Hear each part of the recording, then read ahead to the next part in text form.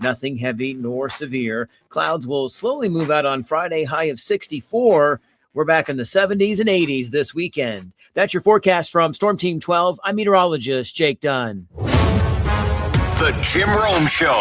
Rory McIlroy said it best after becoming just the fourth player to ever go back-to-back at the Masters. Quote, I don't make it easy. And despite last year's win, his demons had returned. But instead of choking, he crushed Amen Corner and ripped another green jacket. Jim Rome, afternoons at 2 on 97.5 and 1240 KFH, Wichita's most listened to sports radio. 97.5 and 1240 KFH. They're in my ears. They're in my head. They're in my veins. They're in my pocket. Get your mind out of the gutter.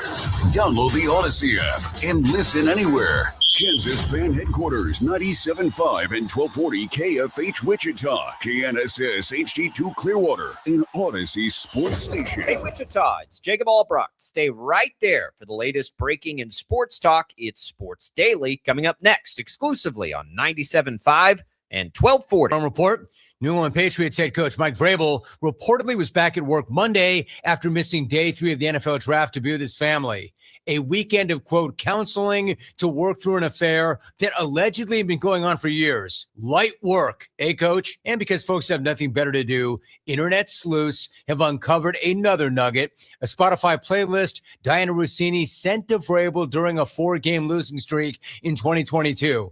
A playlist entitled Turning the Page, and full of crappy songs that Vrabel may have even broken out during a Titans practice.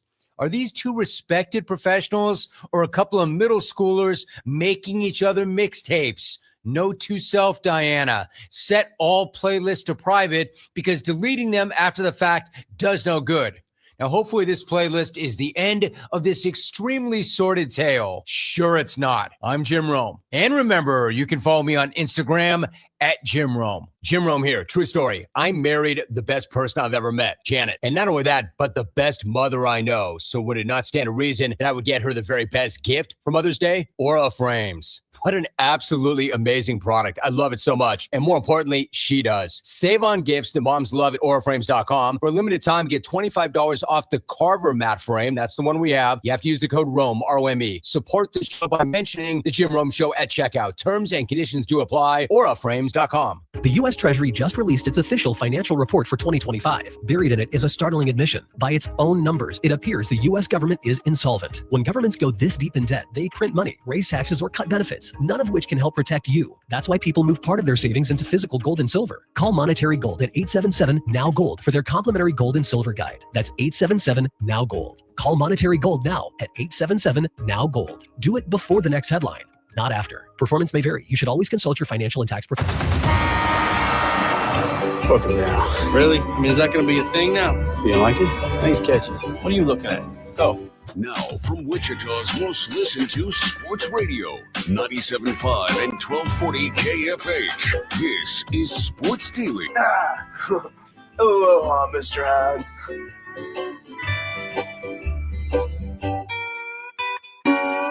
Welcome in, everybody. It is a Hawaiian Shirt Wednesday on the show, Sports Daily. Jacob Albrock, Paul Savage, having to get a little creative on the day that Paul Savage invented way back in the day, I will say. Thank you, buddy. Thank you very much. That we've been celebrating a while, but it's cold outside. We're in the 40s out there this morning. I've got a pullover cardigan, but thanks for asking, over the top of a Hawaiian, but I'm showing a little off, and Savage went sleeves under the Hawaiian. So we're rocking and rolling, even though it's a little chilly outside. We're adapting. That's what we do. We adapt. Come on. It's a big show today. A lot of big topics kind of happening yesterday that we've got to discuss. Kansas gets a top recruit in college basketball, and he's a high schooler. They've been waiting, and it's been a little bit of a windy road to get there, but Tyran Stokes on national television does pick Kansas over Kentucky, and here we go, Jayhawk fans. How do you feel about it? It's in the books. It's done. It's finally over.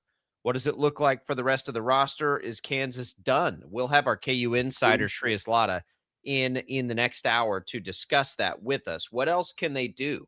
What would this team be ranked right now? We'll get into all of it. The big story Also out of college basketball yesterday that we'll talk a whole lot about, I'm sure, today, is the NCAA tournaments, men's and women's, will expand to 76 teams next year. It's coming quick. We've heard a lot of discussion about this. It seems like nobody wants it, but they're going to do it anyway. We'll discuss what does it mean? What does it change? Anything for you? We'll get into it all.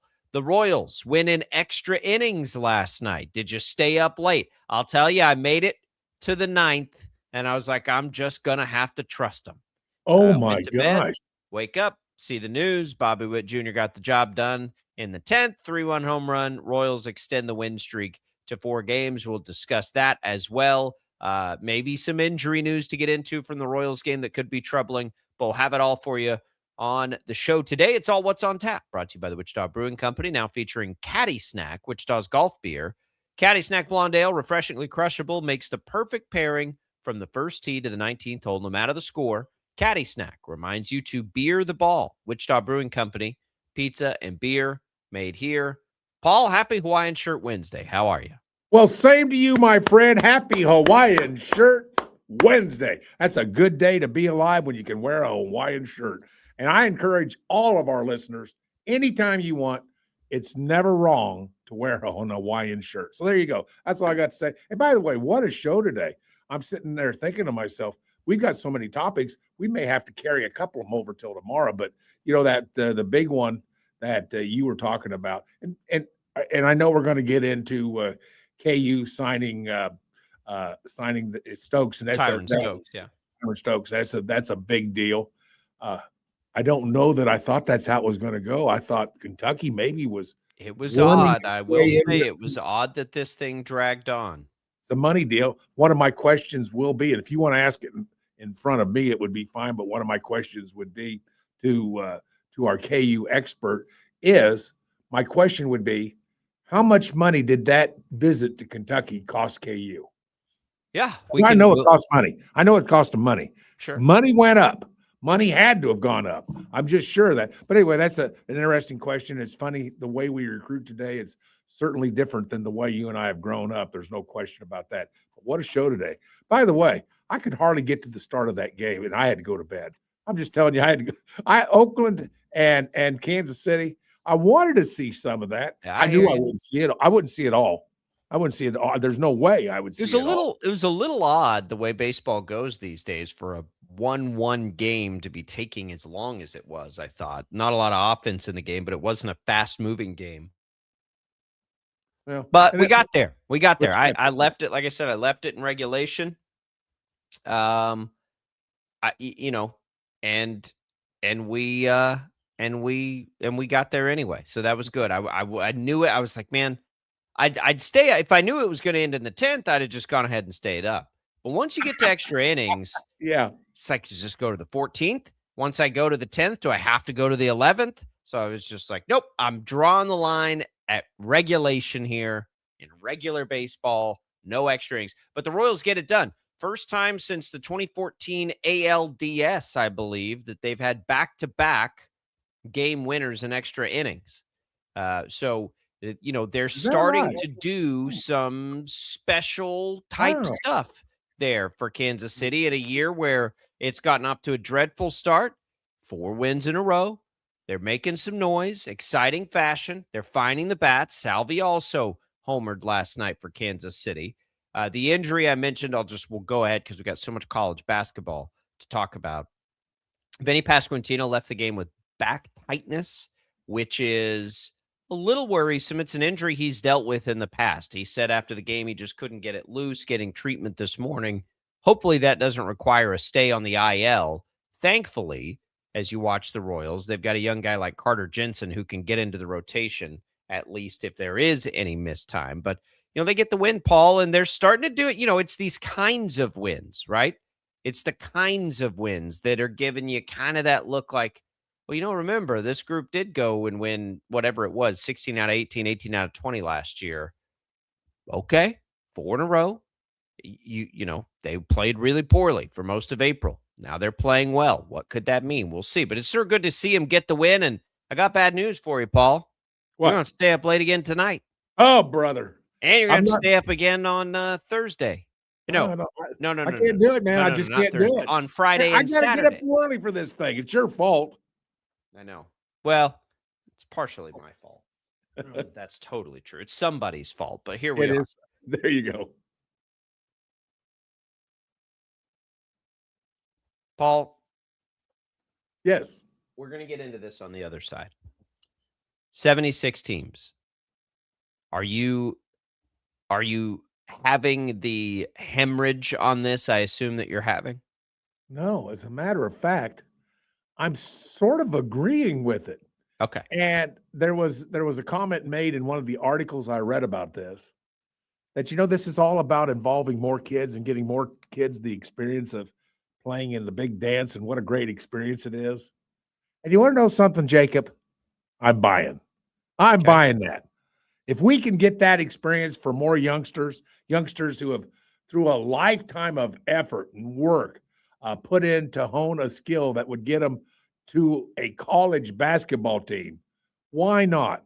Why not involve leagues like the Missouri Valley? That comes to mind first. You and I, even back in the days of your West Texas State days, you guys were a member of the Valley at one time. You remember? Are you old enough to remember that stuff? I'm old enough to remember it. They certainly weren't while I was there, but yeah, I'm old enough to remember when they were.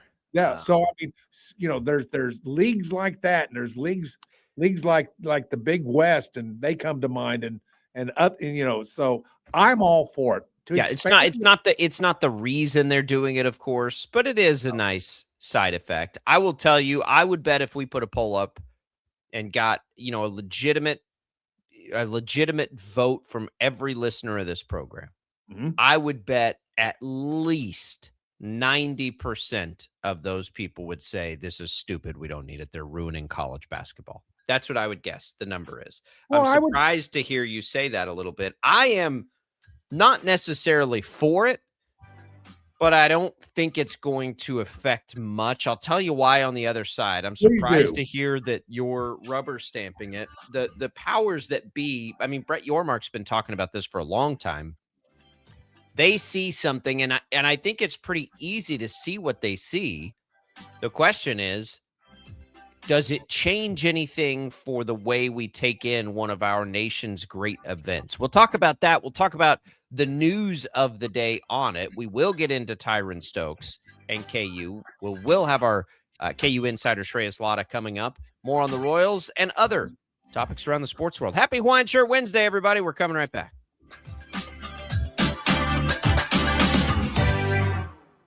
This is Sport. Lightning, hail, tornadoes, flooding. It's the worst of severe weather, and it's coming. Spring brings warmer temperatures, but also dangerous weather conditions. Stay up to date day or night with the Storm Team 12 weather app. You'll get accurate forecasts, so you can plan ahead and stay safe, no matter the weather. Download the Storm Team 12 weather app, brought to you by Stutzman's Greenhouse. The future of television has arrived. Next Gen TV is here with stunning video, movie theater quality sound, enhanced voice clarity, and interactive features, all upgradable for the future. Learn more at watchnextgentv.com.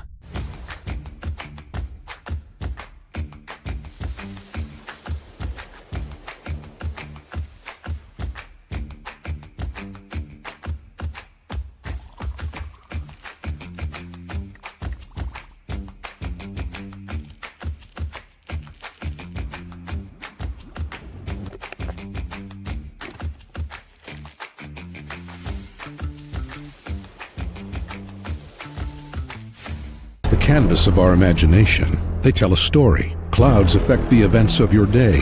Sometimes they growl, sometimes they inspire, but they're always the messengers of nature's mood, written in the sky. Storm Team 12 understands the language of clouds. We're dedicated to decoding their message, so you know what to expect. Behind every cloud, there is a story waiting to be told. Trust Ross Jansen and Storm Team 12, alerting you first to the impact on your life.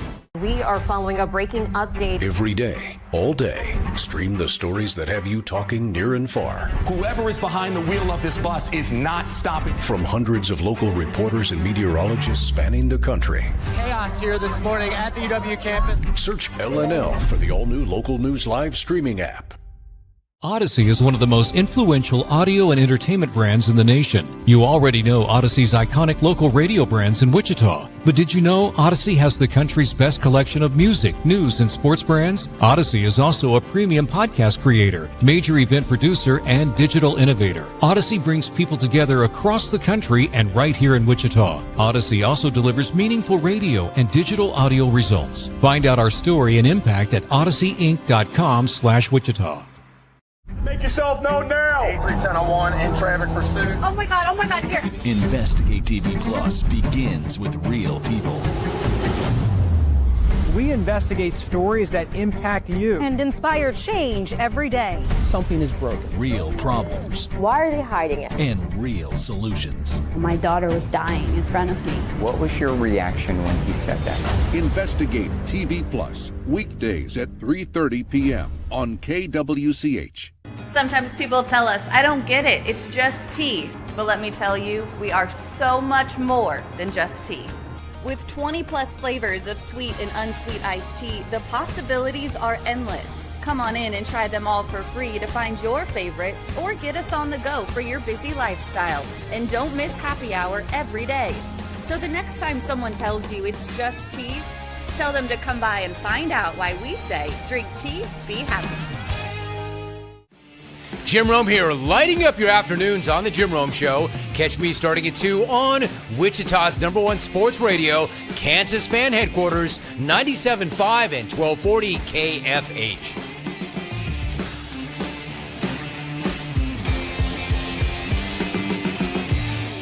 Mornings are busy. We're here to make your mornings better. We report the stories that affect you. 3 more hospital lies from contaminated apple juice just a day after the FDA issued a recall. We're here to make your mornings better. Closing east and westbound lanes of K96 for repairs. With 12 News, you're prepared for your whole day. Scattered thunderstorms across the state into the afternoon. Stay a step ahead with 12 News this morning on KWCH and KSCW.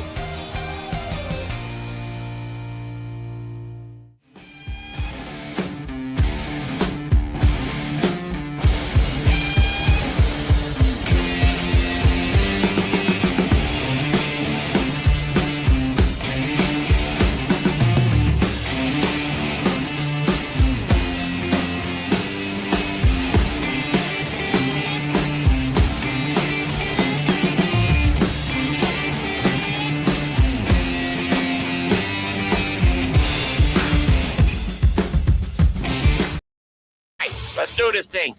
Go! Sports Daily is on KFH.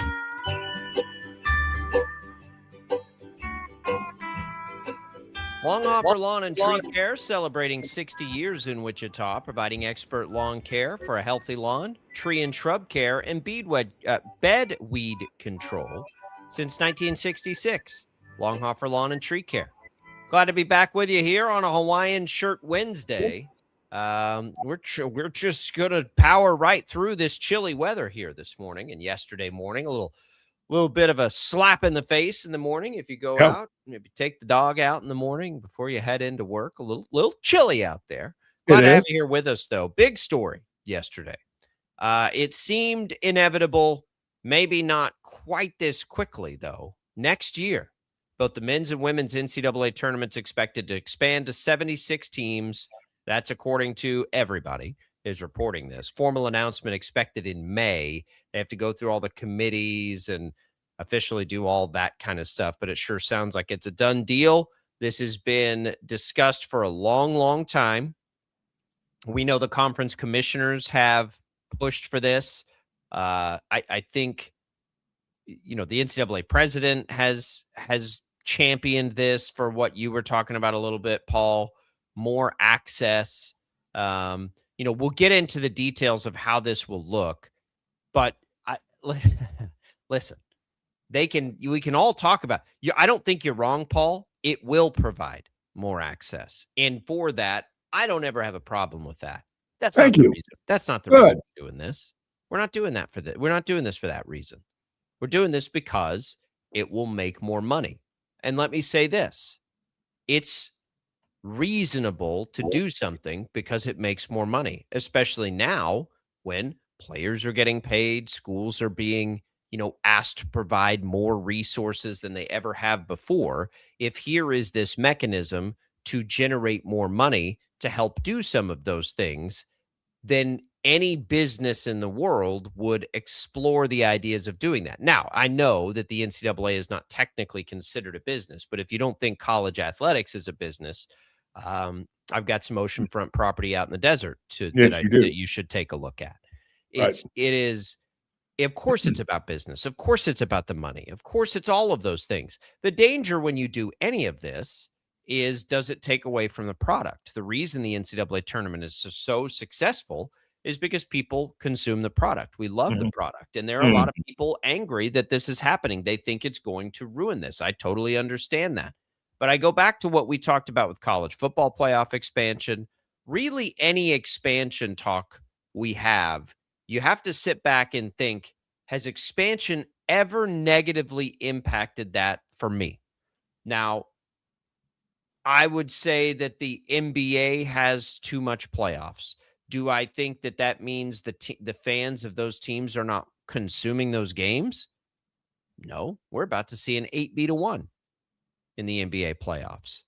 NFL expanded playoffs. Nobody's griping about that. I mean, nobody. I've never heard anybody say, "Oh man, I wish they wouldn't have expanded those NFL playoffs." Major League Baseball had probably the closest thing to what we're experiencing now, because baseball people are the most stubborn, the stubbornest. And there was baseball, back in your day, Paul. What'd you take? 2 teams from each league? 1 team from each league? That's right. Something like that. That's right. I mean, it took a while to get expanded. Then you expand it to 4 teams, right? The division winners and a wild card. And, that's not enough. That's not enough for me to invest 160 games in for the chance to make 4 playoff spots. Like, I always hated that as a kid. The team I watched made the playoffs, I think, 3 times in my entire life for the first 25 years of my life. I'm like, why am I investing so much time and energy in this? So then they expand, and then they expand again. And I feel really good about where baseball is now. And I think most fans do too, with the added wild card. It's made the game better. It's made the regular season better. It's made it all better. The NFL, again, they expand. It's made it better. And so you get into this college football playoff. Now, this one, I think, Paul, people will push back on a little bit. I think 12 has been good. I think it's far from perfect. I think 4 was monstrously better than 2. And I think 12 has been significantly better than 4. And we're probably going to, 8 has been better than 4. Okay. Going to 12, maybe 16. But I think the 8-team playoff has been great. And some people may think it's been too much. I think the amount of time, I think there are bigger issues than 8 teams, and I think 12 or 16 will be fine. Mm-hmm. But 76 teams doesn't just roll off the tongue. That's a lot. I saw somebody put out a stat yesterday. What was it? Whatever, they put it sort of in percentages. I think 8% in a 16-team playoff of college football teams would make it. 21% of teams in a 71 or 76-team field would make it. But I would go back to what I've said all along about this, Paul. As long as you don't mess up anything when it gets to 64, as long as when Thursday rolls around, 64 looks like 64 has always looked, and you've got games all day Thursday, Friday, as long as that stays in place, I don't think anybody will really lose an enjoyment factor from the tournament. I think, you get to the place because what we've done with the play-in games is, I don't really care. They're play-in games. They're fun if your team is involved. The Shockers have been involved in those games. And, it's exciting to have them in there, and maybe they don't make the tournament. So sure, you like that they got in and had the chance. I don't think as we shift to 76, if you're watching a team and they make it into that portion of the tournament because they had an okay year, maybe they got hot late and didn't have a good start or whatever it is, I don't think anybody's going to be sitting there on that Tuesday or Wednesday and being like, man, I really wish they weren't playing in this game. I really wish they were playing in the NIT right now. That's not going to happen. Those fans are going to be excited to watch those games. Most fans aren't going to watch those games, right? They'll just be like, whatever, the tournament starts Thursday at 64. I don't know. I mean, look, Paul, they'll be good enough games. Some people will watch them. What I'm saying is you might watch them the same. You might watch a conference tournament game of another conference that you don't follow, right? You might watch it because it's a good game. Right. But my point is the majesty of 64 starting Thursday, I don't think will change all that much because the way I read this, and again, we'll get into the details in just a second, 64 still starts on the Thursday. And at that point, nothing changes. That's right. Everything that's going to change happens before any of us really feel like the tournament starts anyway. We all feel like they have play-in games the first round. They can call this whatever they want to call this.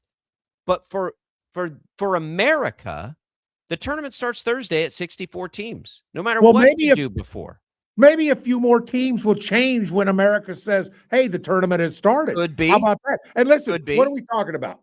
I heard one guy say, this is all about the last four in, they're in, the last four out, they're in, the last 8 out, they're in. So that's basically what we're talking about. And what you're talking about, Paul, is 68 teams going to 76, 8 more teams, 4 more playing games. That's right. And here's the thing. It's not going to change the timetable. Everything I've looked at, I don't believe the timetable changes.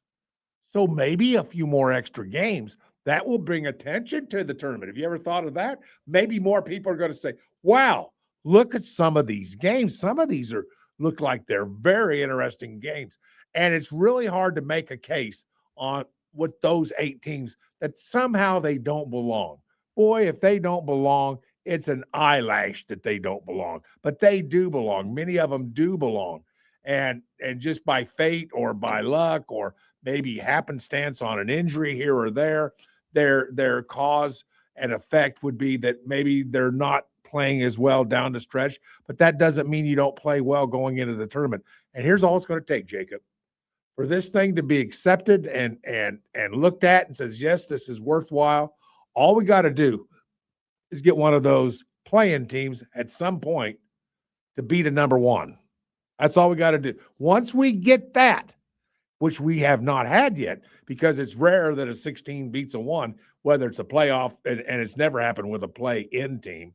But I'm just saying that once we get to that point, it'll even be more on structure with, yeah, that makes sense. 76, that makes sense. What's it cost you? Jacob, what's it cost you? What's it cost you? It costs you nothing because you're going to play those games basically right around the same time. It's not going to cost anything. And by the way, let me just add in the NBA, you brought it up, so I might as well reiterate. What you've got right now is you've got an 8 seed, which was a play-in team about ready to win its first round against the number 1 seed. So, this stuff is magical. This stuff happens. Different teams play well at different parts of the year. You never know who's going to step up. I think this is a really good plus. And I think it's kind of important in making that first round seem more important. More games, more important, more upsets. Maybe that's not all bad. And that gives teams that never have a chance to get in just because of who they are, just because of what league they're in, just because of who they've played all year. It gives them a chance to make the big dance. And like I say, I don't have a problem with more enjoying this tournament. It'll be a lifetime of memories for a lot of kids and a lot of schools. Man, I don't see the down. I have yet to figure out what the downside is on this whole thing, Jacob. Yeah, look, the downside is it potentially waters down the field, but we're already at 68 teams. Well, the teams that would have been in, here's, just CBS Sports did a hypothetical, and I don't know if they just took net rankings or what, but here are the extra teams that would have been in: Oklahoma, Auburn, San Diego State, Indiana, New Mexico, Seton Hall, Virginia Tech, Stanford. Now, there is some concern, and I think this is a valid concern, that this would end up just going to all the major conferences. They would just get to add more teams. In that hypothetical, you would have had San Diego State, New Mexico, and Seton Hall. So 3 of the additional 8 teams would have been from non-power 4s. Okay, 3 out of 8. I think that, a lot of times that may happen, and I think sometimes it may not. I do think, generally speaking, in the NCAA tournament, we just kind of go back to resume. Like, it's not like college football, where the power conferences can and should dominate the field. We know college basketball is not that way. There are a lot of years where there are really good mid-major teams. I kind of look at it as, and it wouldn't have happened this year, but to me, this opens the door a little bit for leagues like the American, Paul, to perhaps not be one-bid leagues. Those good kinds of leagues that are, what would you call a high major now?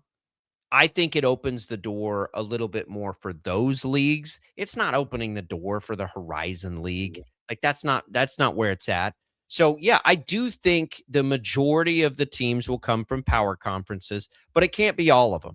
If this is going to work, it has to open the door up for the high majors that are really good, that maybe got bounced in their conference tournaments.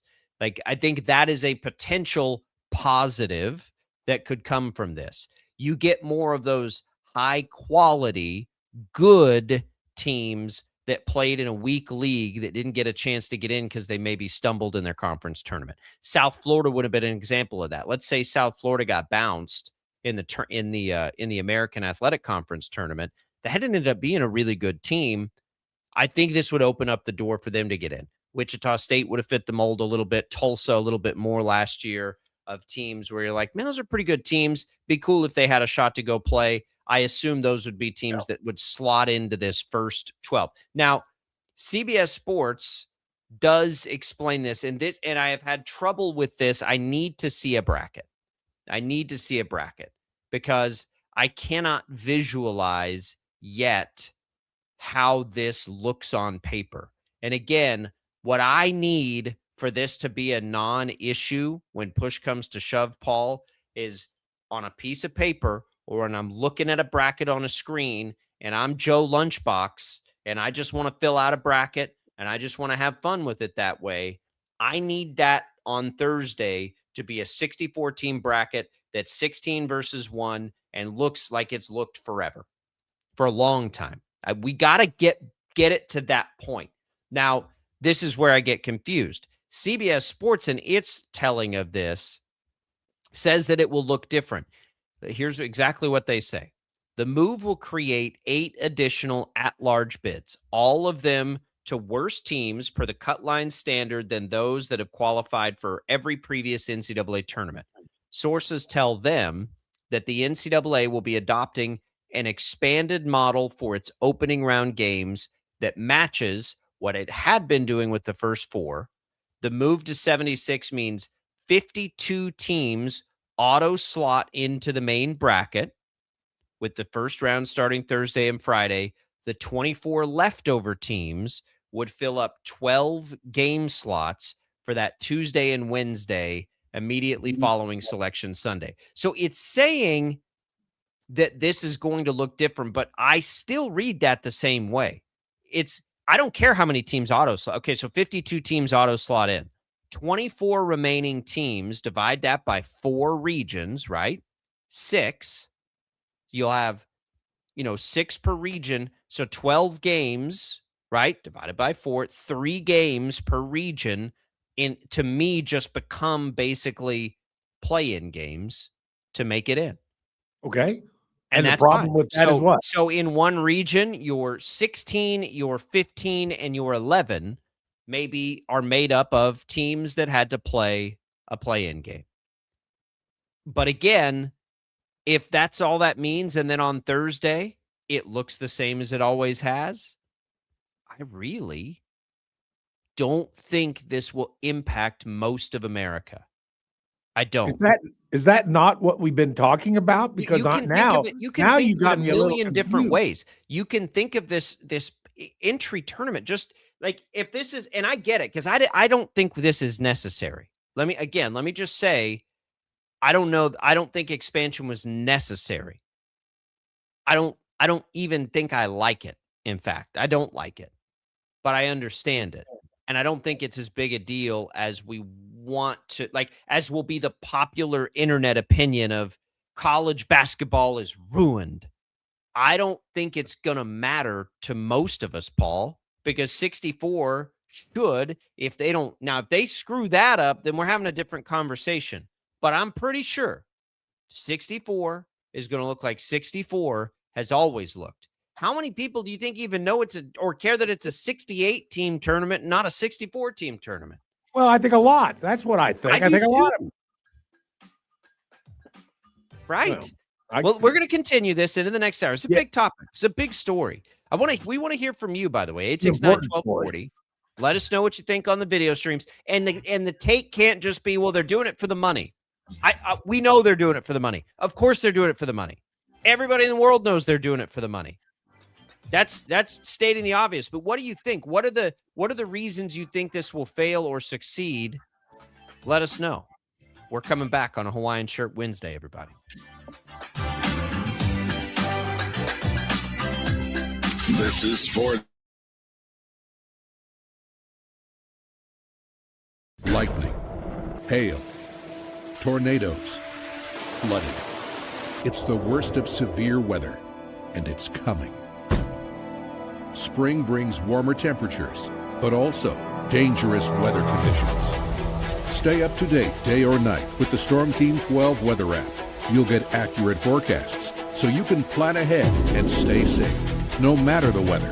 Download the Storm Team 12 weather app, brought to you by Stutzman's Greenhouse. The future of television has arrived.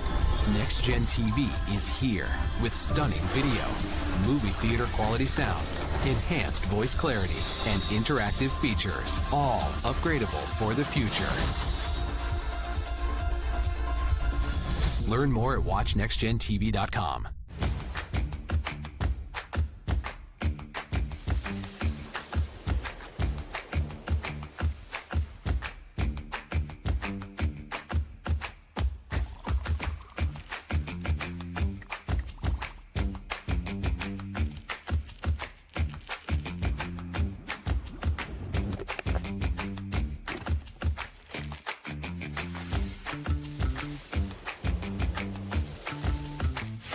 The canvas of our imagination. They tell a story. Clouds affect the events of your day.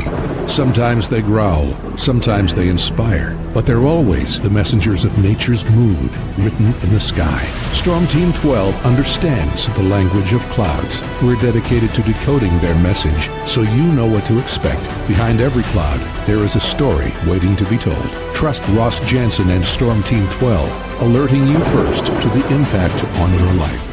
We are following a breaking update. Every day, all day, stream the stories that have you talking near and far. Whoever is behind the wheel of this bus is not stopping. From hundreds of local reporters and meteorologists spanning the country.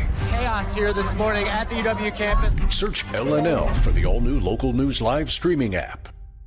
Odyssey is one of the most influential audio and entertainment brands in the nation. You already know Odyssey's iconic local radio brands in Wichita. But did you know Odyssey has the country's best collection of music, news, and sports brands? Odyssey is also a premium podcast creator, major event producer, and digital innovator. Odyssey brings people together across the country and right here in Wichita. Odyssey also delivers meaningful radio and digital audio results. Find out our story and impact at odysseyinc.com/Wichita. Make yourself known now. 310-01 in traffic pursuit. Oh my God, here. Investigate TV Plus begins with real people. We investigate stories that impact you. And inspire change every day. Something is broken. Real problems Why are they hiding it? and real solutions. My daughter was dying in front of me. What was your reaction when he said that? Investigate TV Plus, weekdays at 3:30 p.m. on KWCH. Sometimes people tell us, I don't get it, it's just tea. But let me tell you, we are so much more than just tea. With 20 plus flavors of sweet and unsweet iced tea, the possibilities are endless. Come on in and try them all for free to find your favorite, or get us on the go for your busy lifestyle. And don't miss happy hour every day. So the next time someone tells you it's just tea, tell them to come by and find out why we say, drink tea, be happy. Jim Rome here, lighting up your afternoons on The Jim Rome Show. Catch me starting at 2 on Wichita's #1 sports radio, Kansas Fan Headquarters, 97.5 and 1240 KFH.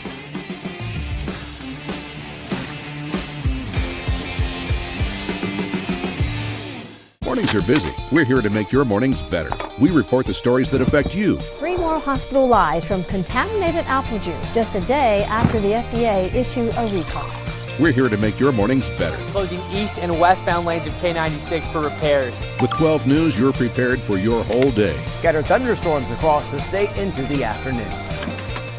Stay a step ahead with 12 News this morning on KWCH and KSCW.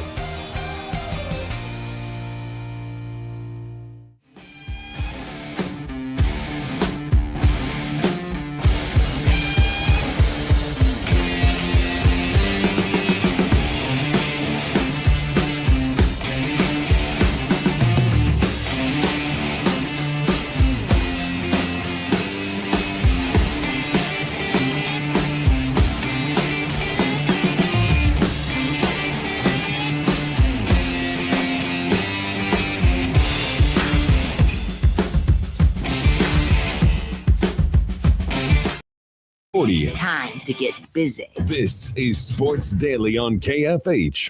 Oh, there's still nobody like her.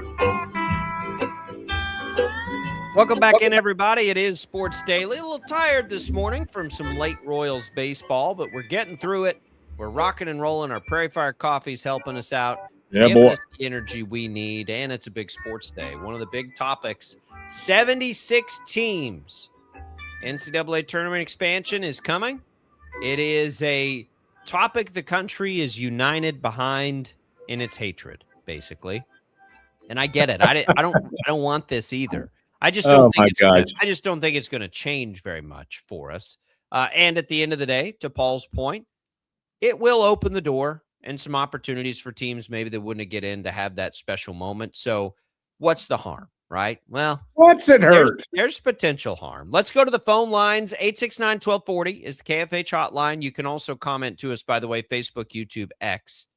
Steve on the line. Oops. Steve, what do you think? Steve has left the building. So Steve has left the building. All right, Steve, you can call us back. 869-1240 if you want to get in touch with the show. So, Paul, we look at this, and I think my biggest fear in it has always been that it just takes the teams that win their conference tournament, the true Cinderellas of this tournament, right? Your low major, your whatever you want to call it, mid-major, one bid, won the conference tournament, special, those teams never go very far.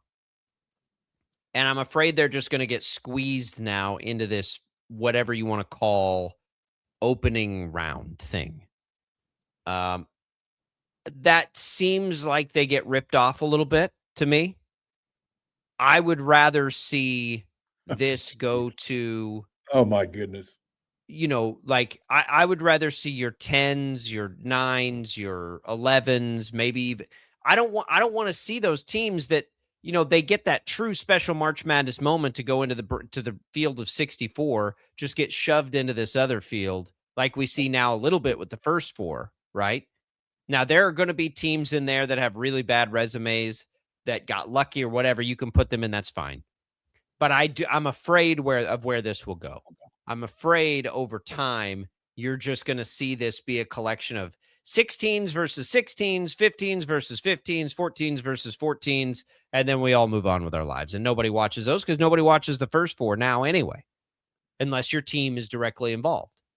Whereas if you made those games, let's say it's Auburn and Oklahoma, right? Two bubble teams. Basically, if you just make the bubble teams play each other, you might watch that game if it's Auburn, Oklahoma.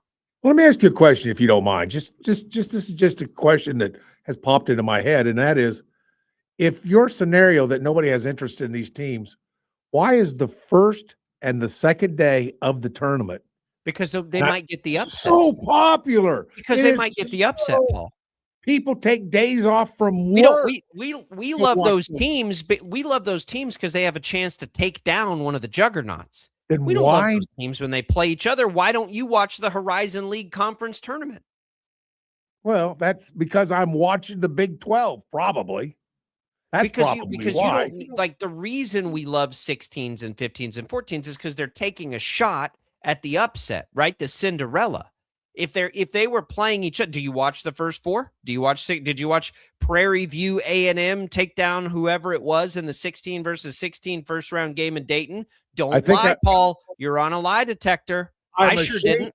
I'm ashamed to say this, but yes, I watched a little bit of somebody, and I don't remember who they were, but I watched some of the play-in, and I probably watched 10 minutes of that game. Right. I watched it, but it's not moving the needle. I mean, again, if you're a fan of those teams, it's great. It's awesome. For the cities or city, which they pair with Dayton, it sounds like, to play this, it's going to be awesome. There's a lot of good that's going to come out of this. There's a lot of, again, nobody's naive. There is a lot of money to be made by this. You just admitted there's a lot of good. What's the downside? Well, the downsides, that's what I'm saying. If this just becomes those Cinderellas knocking each other off and Auburn getting more auto bids, I think that will be a downside.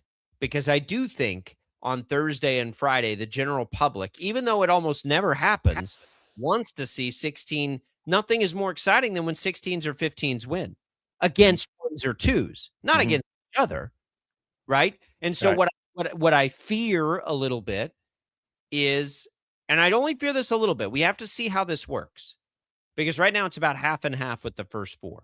But I fear that you'd have all the 16s, all the 15s, all the 14s, and like all the 13s play each other. And then, Oklahoma and Auburn enter the tournaments as 9 or 10 seeds, because the challenge is, and this is going to be, you can't just truly seed this thing, right? By where they are. If Auburn comes in as, an 11 seed, it means they're going to play a 6 seed in the first round. Gotcha. You can't make Auburn a 14 seed because now you're punishing the 3 seed. Does that make sense? So you have to give them a better seed so that their first round game, so you're not killing that team that's a 2 or a 3 or a 4, and really you're making it, you're making it more challenging on a 7, 8, or 9 seed when you do that. So that's where I don't know how they're going to do this carefully, because you can't just make these final 8 teams. Again, we're talking last year, Oklahoma, Auburn, San Diego State, Indiana, New Mexico, Seton Hall, Virginia Tech, Stanford. CBS Sports just went by its last, last 4 in, first 4 out model. So you can't just make them high seeds and put them in this play-in tournament. Like let's say somebody said, "Well, just make if Virginia Tech and Stanford are the last 2 teams in, they're each 16 seeds and they play each other in that thing." That's fine in theory, except the winner that comes into play a number 1 seed. So you can't do that. The 1 seed earned the 1 seed. They get to play Prairie View A&M, not Stanford. So that'll be a challenge. How do you balance that? Do all the 11s play each other? Do all the 10s play each other? How about 12s? Because we know that 12s oftentimes are the very best mid-major teams. That's why 12-5 upsets happen all the time. You get a 12 seed, and oftentimes you're getting a really, really good mid-major team that played in a bad conference. And so they beat a 5. Well, now are you going to punish that really good team by making them have to play another 12? So I don't know how this works. I'm afraid, and it may just be inevitable, that those true Cinderellas, those kids, because again, by the tournament time, we don't care that the 16s have had to play an extra game or whatever. But for the kids, to your point, Paul, the magic of it, I don't think the magic of it is as magical going to this play-in field as it is going into Thursday or Friday.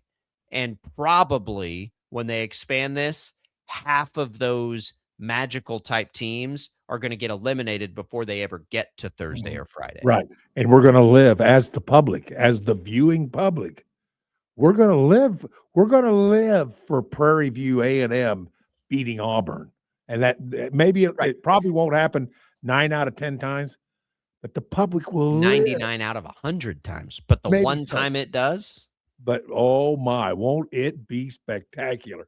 Won't it be horrible for Auburn, but won't it be spectacular for every small college in America? And I'm just saying that this is, and I'm assuming that they will set up a lot of things. They're not going to have Prairie View A&M playing against Valparaiso State. That's not how it's going to. I think they will. That's what I think they're going to do. I think in that play-in, you're going to see 2 16s play. You may see all 4 16s involved, 15s. Like you could make this tournament, and they're not going to do this because they want people to watch this tournament. So they're going to mix in, I'm sure, some 11s, some whatevers, some 10s, like they do now. That's what they do now. That's why we see a team make a run all the time.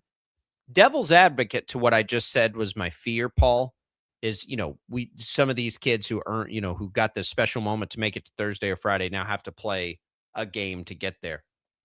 One of the things, though, that I do think on the flip side of that, if you were a fan of one of those schools and they play that game and then win that game, you've got to experience now some version of a tournament win. Yes. And your team is tuned up a little bit for the mountain of a task at hand of pulling the true Cinderella win off.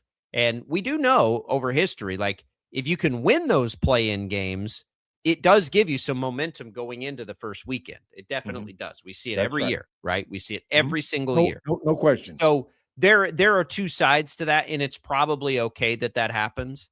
And, if I were, let's say my alma mater, West Texas A&M, would have done the smart thing, and nobody cares about this. They should have gone Division I a long time ago. Let's say they were in there, like their peers, Abilene Christian and Tarleton State and some of these schools. If I'm watching that and my team wins its league and it goes into this play-in field, there is a small part of me that wonders if that's more satisfying as a fan of those schools to see them play another economic school. See if you can beat them and then make it in. Now, if you don't beat them, though, and you lose that game and you don't make it to Thursday or Friday, that's a bummer. That's a bummer. So there are a lot of things you have to do if you're the NCAA here. You have to get these things right. You have to, if you're going to go that route, you have to build up and find a host place that will make these games feel just like the NCAA tournament. So that those fans that are going to be going to the have and the players have this great experience. Now, is Wichita hosting a play-in regional going to feel the same as hosting the first round? No, it's not. But that doesn't mean it can't be a fun atmosphere. And what you can do, Paul, and I think this is the best case scenario. So they're going to do this at 2 sites, Dayton and another one, I think is what it sounds like. Right. If you make sure that you get a mix of like power schools and non-power schools so that those 2 cities are rocking and rolling. Like if you put Auburn in Dayton, there's going to be a lot of Auburn fans go to Dayton, right? For that play-in game. I would think so. I would believe there would be. And maybe there's a path to say, okay, they're in Dayton here, and then where's the next closest city of a regional? That's what they feed. That's the one they would feed into. Like there are some logistical things where they can soften the blow, I think, to the fears that I have. But at the end of the day, Paul, those are all semantics types things. expanding from 68, and remember, it's 68, not 64, to 76. All we're going to hear for the next, until 2027, until this tournament starts, is how this is going to ruin college basketball. And I'll bet you $1 American today, Paul, that the ratings don't take a hit, that the attendance to the sites of these games don't take a hit. I don't think it will impact or change what starts on Thursday as far as the popularity of it at all. What about making it better? You did not bring that up. Will it make it better? I think it will. I think it will. What about you? Will it make what better? The tournament better, more inclusive. Will it make it better? Yes, is the answer for me. Will it make it better for who? For the fan, for the players, for the coaches, for everybody? Just as I don't think it's the same. I don't think it's the same answer for everybody. We can carry that over into the first segment of the next hour. We've got Tyran Stokes to talk about. Shreyas Laddha, our KU insider, is going to come up. He will get us the very latest on Tyran Stokes. So we're hanging on to that. Don't worry, folks. We've got you covered. We're coming back for another hour of Sports Daily. Stick around.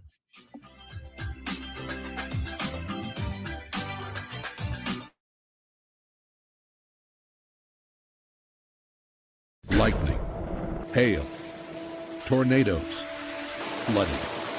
It's the worst of severe weather, and it's coming. Spring brings warmer temperatures, but also dangerous weather conditions. Stay up to date day or night with the Storm Team 12 weather app.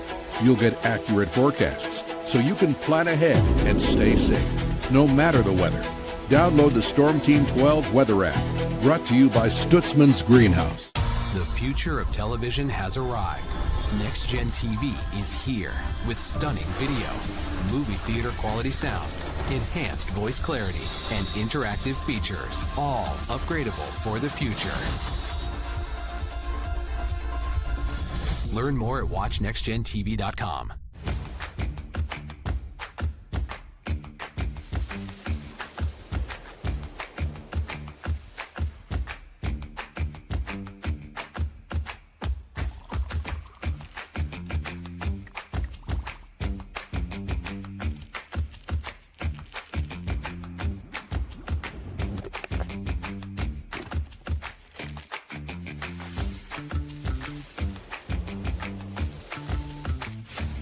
Canvas of our imagination. They tell a story. Clouds affect the events of your day.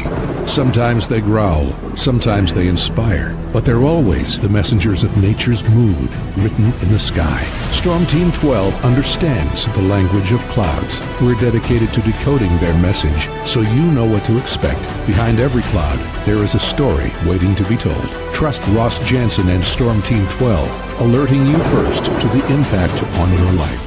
We are following a breaking update. Every day, all day, stream the stories that have you talking near and far. Whoever is behind the wheel of this bus is not stopping. From hundreds of local reporters and meteorologists spanning the country. Chaos here this morning at the UW campus. Search LNL for the all-new Local News Live streaming app.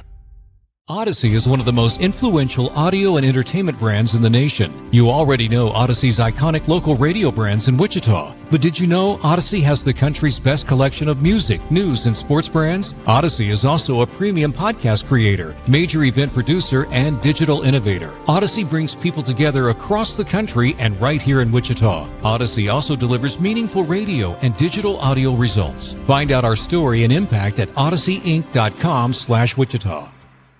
Make yourself known now. 83-1001 in traffic pursuit. Oh my God, here. Investigate TV Plus begins with real people. We investigate stories that impact you and inspire change every day. Something is broken. Real problems. Why are they hiding it? And real solutions. My daughter was dying in front of me. What was your reaction when he said that? Investigate TV Plus, weekdays at 3:30 p.m. on KWCH. Sometimes people tell us, I don't get it, it's just tea. But let me tell you, we are so much more than just tea. With 20 plus flavors of sweet and unsweet iced tea, the possibilities are endless. Come on in and try them all for free to find your favorite or get us on the go for your busy lifestyle. And don't miss happy hour every day. So the next time someone tells you it's just tea, Tell them to come by and find out why we say drink tea, be happy. Jim Rome here, lighting up your afternoons on The Jim Rome Show. Catch me starting at 2 on Wichita's #1 sports radio, Kansas Fan Headquarters, 97.5 and 1240 KFH.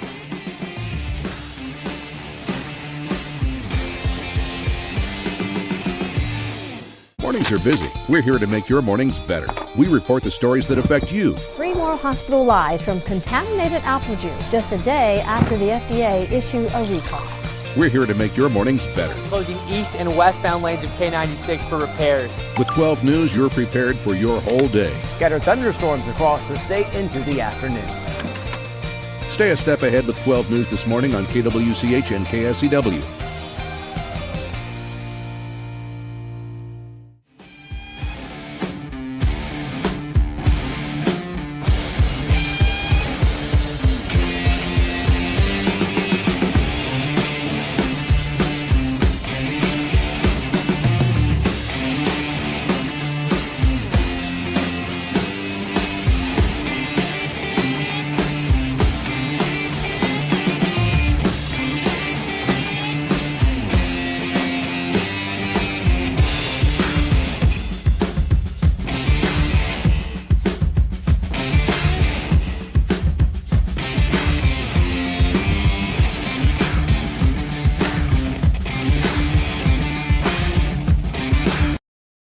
Really? I mean, is that going to be a thing now? You like it? Nice catchy. What are you looking at? Go. Now, from Wichita's most listened to sports radio, 97.5 and 1240 KFH, this is Sports Daily. Aloha, Mr. Hound.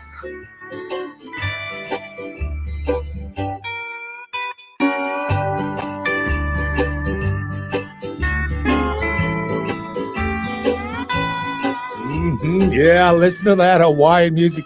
It is Hawaiian Shirt Wednesday right here on KFH. And boy, is it a fun day. I always look forward to breaking out a Hawaiian shirt. And Jake will be back with us in just a second. But welcome back to KFH. This is Sports Daily. I'm Paul Savage. Max throwing the switches on the other side. Here is Jacob. It is just a Hawaiian Shirt Wednesday. Just rocking and rolling here. Everybody's having a good time, even though it's a little chilly outside. We're all having fun.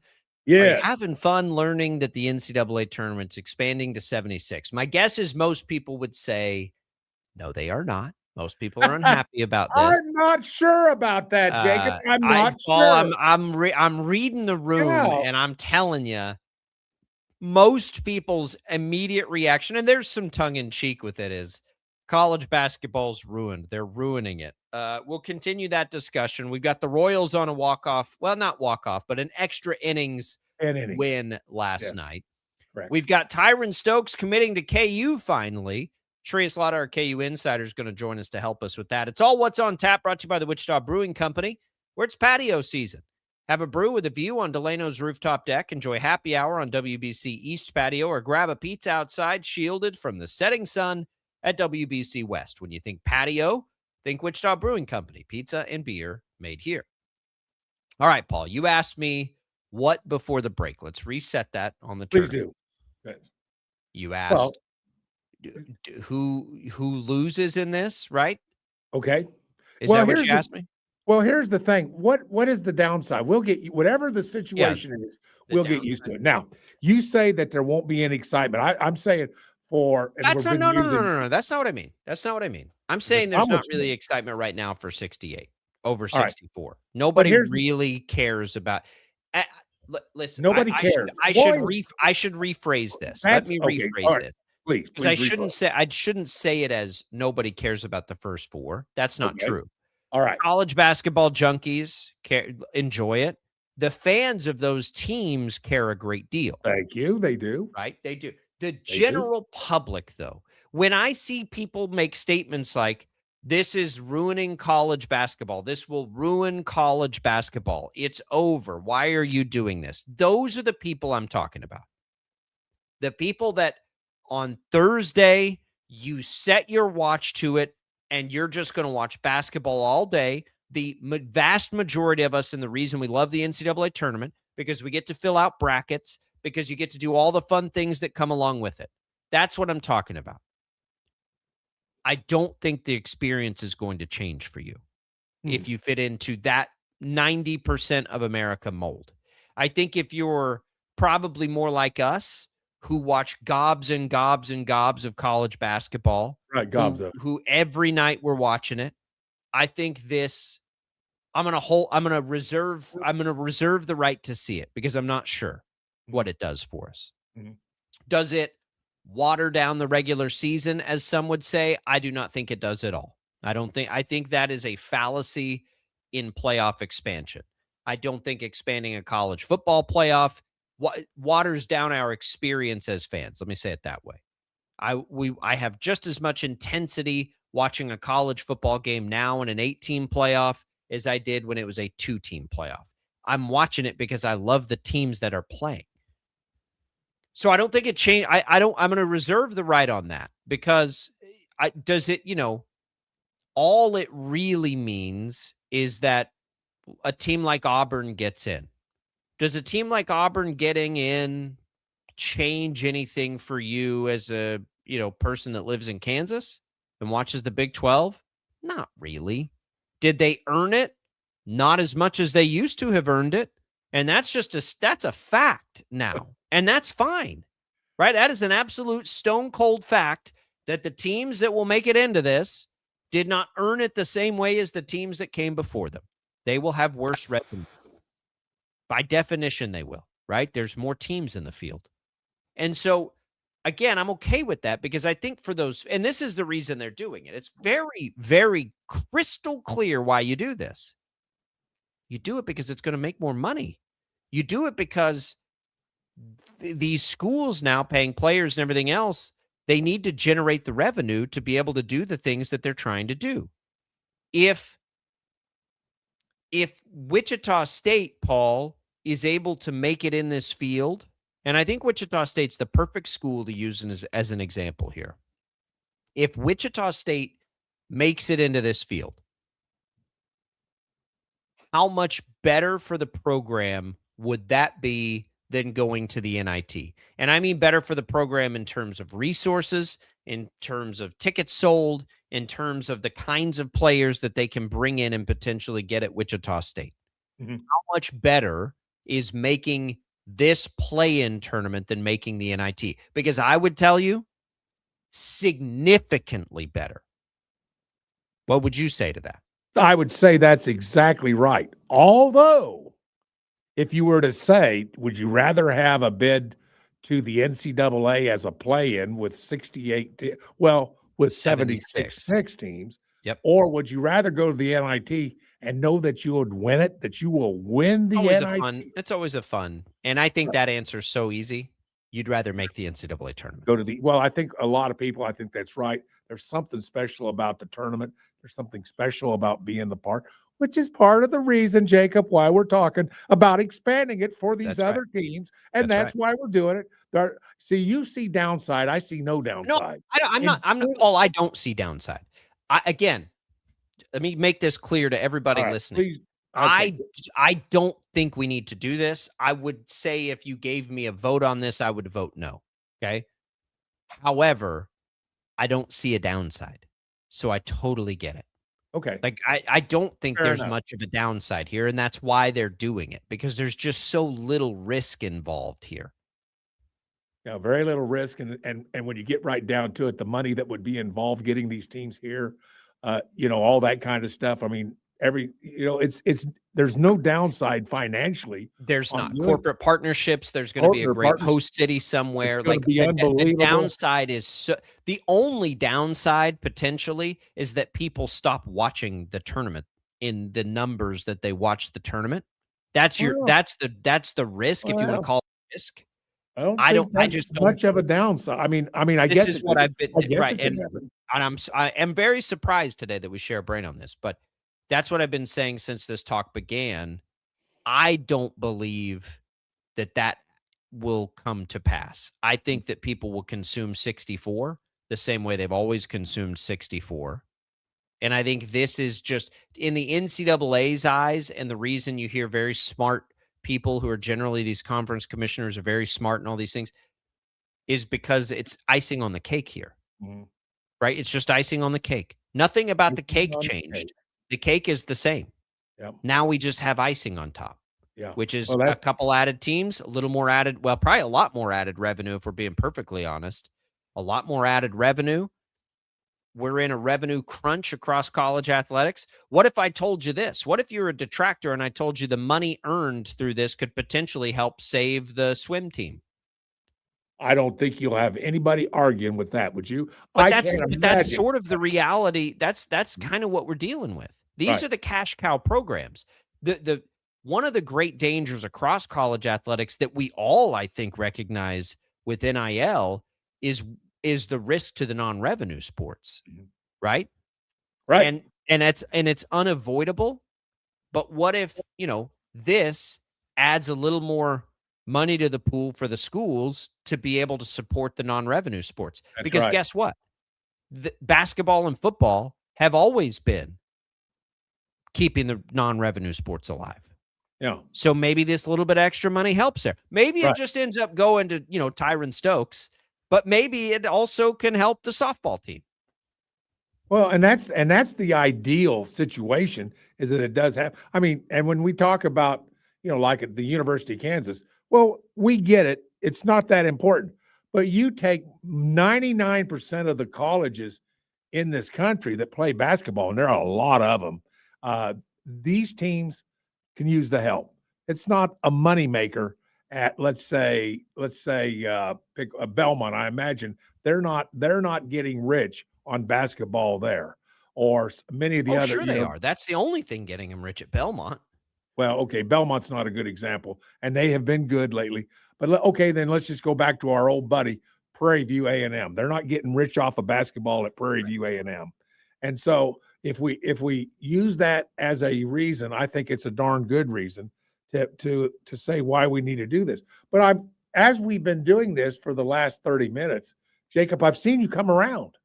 I've seen you mature. I've seen you grow up on this thing. I'm really pleased to see that you're able to understand some things are just good for a sport. And this is one of those things. Paul, I can promise you I'm in the minority on this. And you are now too. Welcome to the minority, Paul.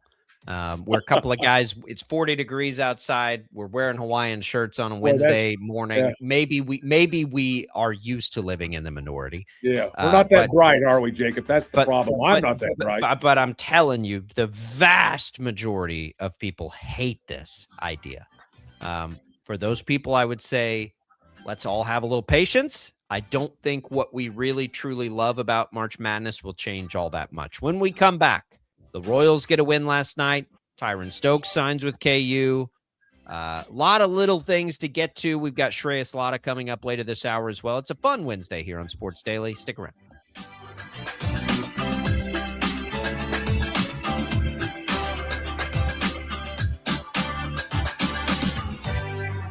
This is Sports Radio KFA. Lightning, hail, tornadoes, flooding.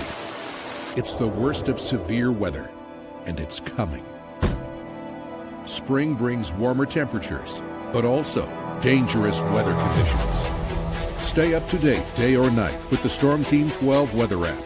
You'll get accurate forecasts, so you can plan ahead and stay safe, no matter the weather. Download the Storm Team 12 weather app, brought to you by Stutzman's Greenhouse. The future of television has arrived. Next Gen TV is here with stunning video, movie theater quality sound, enhanced voice clarity, and interactive features, all upgradable for the future. Learn more at watchnextgentv.com.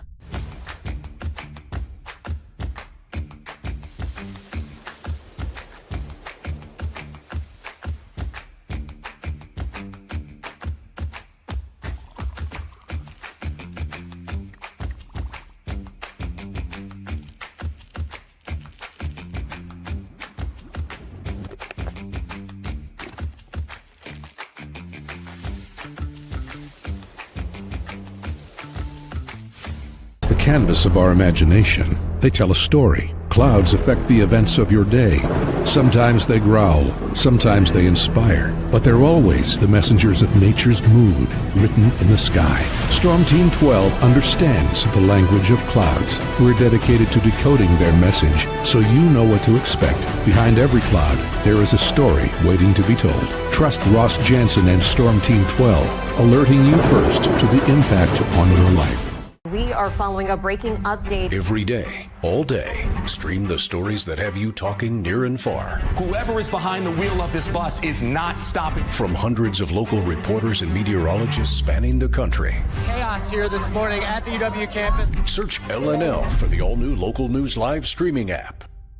Odyssey is one of the most influential audio and entertainment brands in the nation. You already know Odyssey's iconic local radio brands in Wichita. But did you know Odyssey has the country's best collection of music, news, and sports brands? Odyssey is also a premium podcast creator, major event producer, and digital innovator. Odyssey brings people together across the country and right here in Wichita. Odyssey also delivers meaningful radio and digital audio results. Find out our story and impact at odysseyinc.com/Wichita.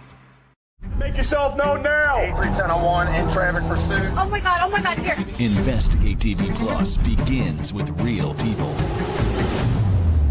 We investigate stories that impact you and inspire change every day. Something is broken. Real problems. Why are they hiding it? And real solutions. My daughter was dying in front of me. What was your reaction when he said that? Investigate TV Plus, weekdays at 3:30 p.m. on KWCH. Sometimes people tell us, I don't get it, it's just tea. But let me tell you, we are so much more than just tea. With 20 plus flavors of sweet and unsweet iced tea, the possibilities are endless. Come on in and try them all for free to find your favorite or get us on the go for your busy lifestyle. And don't miss happy hour every day. So the next time someone tells you it's just tea, tell them to come by and find out why we say, drink tea, be happy.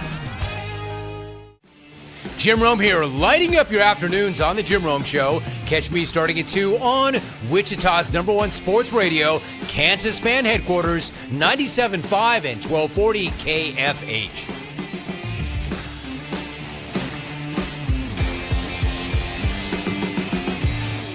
Mornings are busy. We're here to make your mornings better. We report the stories that affect you. 3 more hospital lies from contaminated apple juice just a day after the FDA issued a recall. We're here to make your mornings better. Closing east and westbound lanes of K96 for repairs. With 12 News, you're prepared for your whole day. Scattered thunderstorms across the state into the afternoon. Stay a step ahead with 12 News this morning on KWCH and KSCW.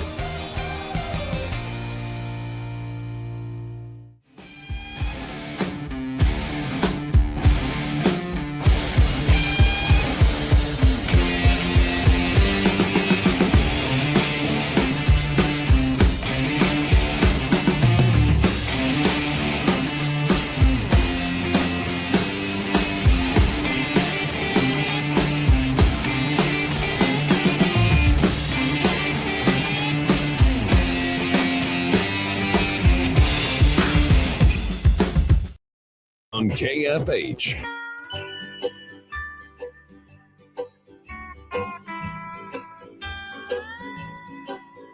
All right, welcome back in, everybody. Glad to be here with you. It may be chilly outside, but it is still good golf weather out at Crestview Country Club.